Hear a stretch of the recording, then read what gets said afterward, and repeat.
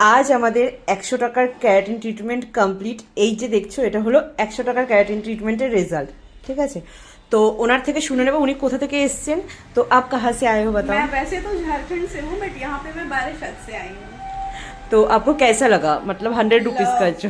Loved it. 100 rupees छोड़ के भी अगर आप बोलो ना तो 4000 5000 में ये ट्रीटमेंट होता है जनरली। सो प्राइस का तो comparison is top to bottom but treatment आपका इज वेरी गुड।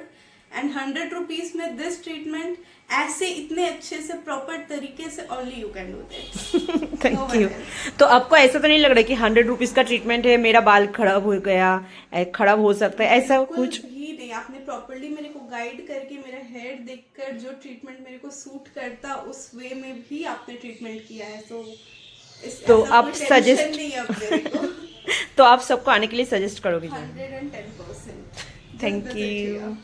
তো তোমাদেরও পিছে ঘুম যাও।